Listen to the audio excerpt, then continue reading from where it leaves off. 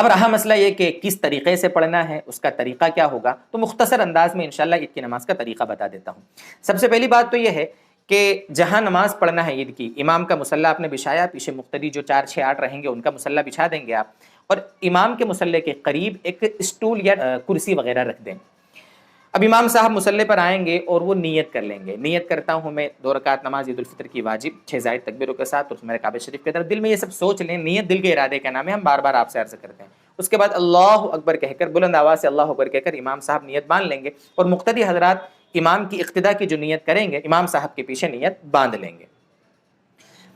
جس طرح عام نمازوں میں ہم نیت باندھتے ہیں، اس طریقے سے نیت باندھنے کے بعد ثنا پڑھنا ہے۔ امام صاحب بھی ثنا پڑھیں گے آہستہ آواز میں، پیچھے مقتدی بھی ثنا پڑھ لیں گے۔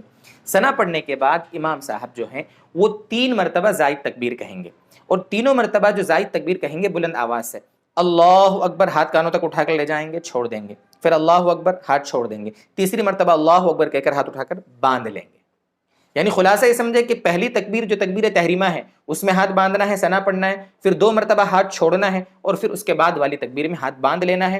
اس کے بعد اعوذ باللہ بسم اللہ آہستہ آواز میں امام صاحب پڑھیں گے، اس کے بعد الحمد شریف اور ساتھ میں سورت جو ملائیں گے اس کو بلند آواز سے امام صاحب پڑھیں گے۔ بلند آواز سے تلاوت کرنا واجب ہے عید کی نماز میں۔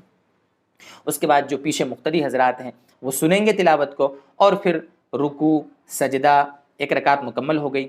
دوسری رکعت میں پہلے تلاوت ہوگی، بسم اللہ آہستہ آواز میں پڑھنے کے بعد سورہ فاتحہ پڑھیں گے بلند آواز سے، پھر بسم اللہ آہستہ آواز میں پڑھنے کے بعد پھر سورت ملا لیں گے ساتھ میں، اور رکوع میں جانے سے پہلے 3 مرتبہ اللہ اکبر کہہ کے ہاتھ اٹھانا ہے، تینوں مرتبہ میں ہاتھ چھوڑنا ہے، اور چوتھی مرتبہ میں بغیر ہاتھ اٹھائے اللہ اکبر کہہ کے رکوع میں چلے جانا ہے اور نماز مکمل کر لینا ہے۔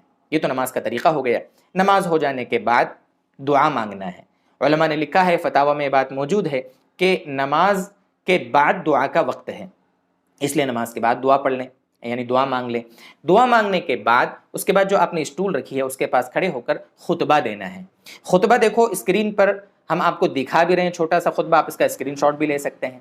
اسی طریقے سے ہم ڈسکرپشن باکس میں بھی لکھ دیں گے، وہاں سے بھی آپ کاپی کر سکتے ہو۔ خطبہ پڑھنا ہے اسٹول کے پاس کھڑے ہو کر، پھر بیٹھنا ہے، بیٹھنے کے بعد پھر کھڑے ہونا ہے اور دوسرا خطبہ پڑھ دینا ہے، اور دونوں خطبے پڑھ دینے کے بعد الحمدللہ ہماری عید کی نماز مکمل ہو گئی۔